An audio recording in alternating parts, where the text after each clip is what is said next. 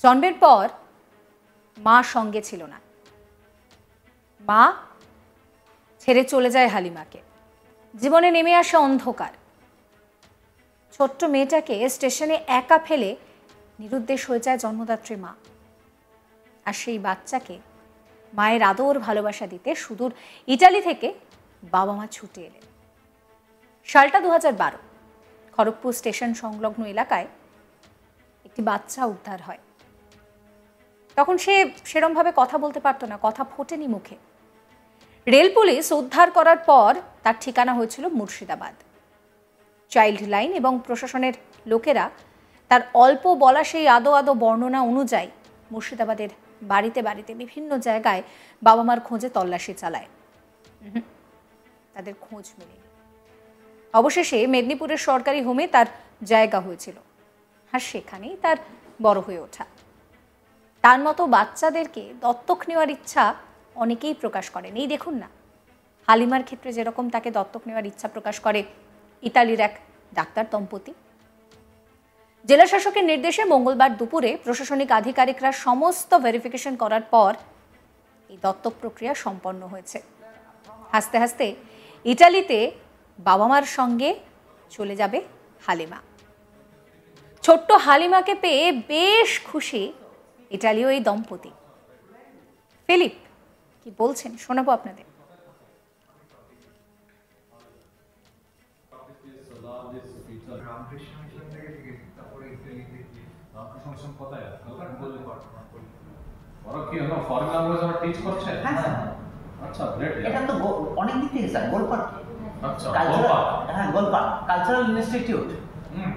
For the first thing, I think this is necessary to Sir Judge and to the administration here many things, many thanking for this great gift that India has given to us to have.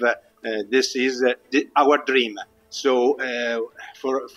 for us in this moment is incredible situation, and of course our future with Halima I think will be incredible and wonderful because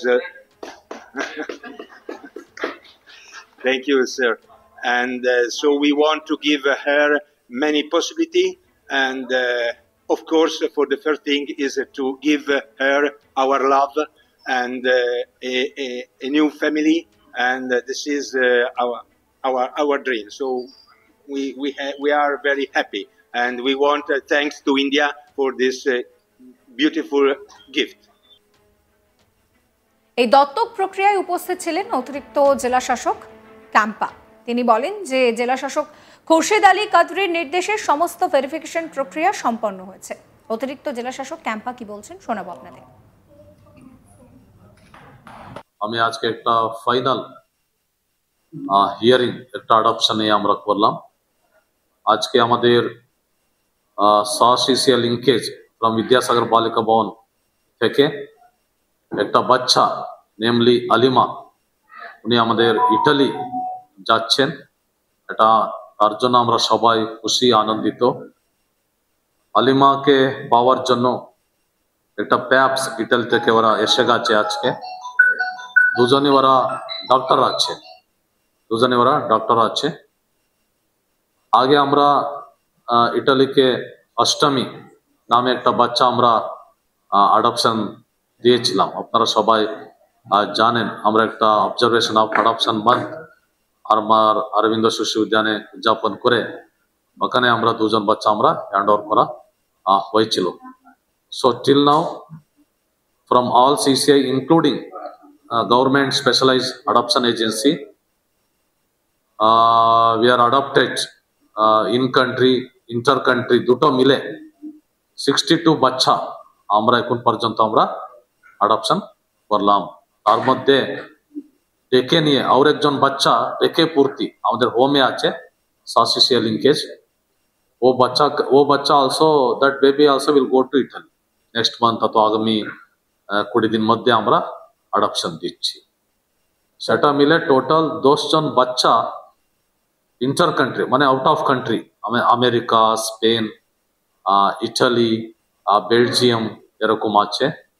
so বাকিগুলো আমাদের West Bengal, Paschimbanga রাজ্যের মধ্যে within our state and also Bangalore, Bombay, Delhi, Chhattisgarh. yesterday আমরা একটা বাচ্চা আমরা Debra home থেকে, দেবরাতে আমাদের একটা হোম আছে, হোম থেকে yesterday একটা বাচ্চা বিজয় পাত্র নামে আমরা yesterday একটা আমি অ্যাডপশন দিলাম। ওরা একটু ভালো লয়ার আছে ইন ইন বিহার, ওরা নিয়ে চলে গেল গতকাল। ঠিক আছে, ফ্রি অ্যাডপশন দিয়েছি গতকাল, ফাইনাল হয়নি।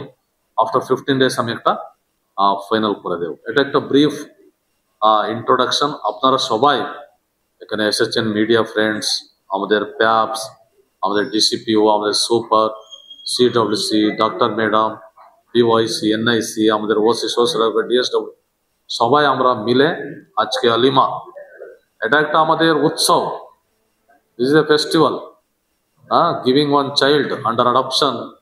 It is a great pleasure, great an opportunity to hand over one baby under adoption system. So আমরা সব কাগজপত্র আমরা চেক করলাম, কারা থেকে শুরু করে সারা, তারপরে আমরা ডিস্ট্রিক্ট শাসিসে লিঙ্কেজ, ডিসিপিও, বাবা মায়ের মেডিকেল রিপোর্ট, ওনার address proof, so income detail, ওনার প্রপার্টি ডিটেল, সবকিছু আমরা ভেরিফাই করে আজকে ফাইনালি হ্যান্ড ওভার করছি। Thank you. ইতিমধ্যেই পশ্চিম মেদিনীপুর জেলার এই সরকারি হোমে লালন পালন হওয়া 62 জন বাচ্চাকে এইভাবে দত্তক নেওয়া হয়েছে, যারা দেশ বিদেশ সব জায়গায় রয়েছে। প্রশাসনিক আধিকারিক কি বলছেন শোনাবো আপনাদের। বাচ্চাটাকে পাওয়া গেছিল 2012 সালে খড়গপুর স্টেশনে, এবং সেটা জিআরপি আমাদের হাতে হ্যান্ড ওভার করে। তখন চাইল্ড হেল্পলাইনটা ছিল এবং সিডব্লিউসিতে প্রোডাকশন করার পর ওকে আমরা প্রথমে এখানে দিই। এরপরে ও বলে মানে মুখে বলতো যে আমার বাড়ি মুর্শিদাবাদ, কিন্তু আমরা ডোর টু ডোর আমরা অঙ্গনওয়াড়ি ওয়ার্কারকে দিয়ে আমরা ভিজিট করিয়েও কিন্তু ওর বাড়ি আইডেন্টিফাই করতে পারিনি, ওই নামে কাউকেই পাওয়া যায়নি। আমরা প্রায় 3 বছর এটা নিয়ে খেটেছিলাম। তারপরে ওকে অরফ্যান ডিক্লেয়ার করে দেওয়া হলো। সেই ডিক্লারেশনের পর অটোমেটিক্যালি ট্যাগিং হলো, শাসিসাই লিঙ্কেজ হিসেবে ট্যাগ হলো। কারণ আমাদের যেটা নর্মস আছে, সেই নর্মসে বলা হচ্ছে যে যদি 6 বছরের উপরে থাকে তাহলে সিসিআই থাকবে। তখন সিসিআই যারা অরফ্যান অ্যাবান্ডন সারেন্ডার থাকে তাদেরকে শাসিসাই ক্যারিংস পোর্টালের মাধ্যমে লিঙ্ক করা হয়। সেই লিঙ্কের মাধ্যমে ট্যাগিং হয়েছে। ট্যাগিং এর মাধ্যমে আজকে ও যাচ্ছে। গভর্নমেন্টের সমস্ত প্রসিডিওর, যেটা স্যার বললেন, গভর্নমেন্টের সমস্ত প্রসিডিওর, সমস্ত প্রোটোকল মেনটেন করে, ইভেন গভর্নমেন্ট অফ ইন্ডিয়া কারা থেকে এনওসি, নো অবজেকশন সার্টিফিকেট আমরা পেয়েছি। তারপর পরিবার ফিরে পেল হালিমা।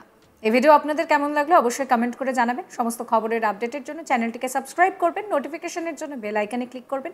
আমরা হোয়াটসঅ্যাপেও রয়েছি, ফলো করতে ভুলবেন না আজ তাক বাংলার হোয়াটসঅ্যাপ চ্যানেলও।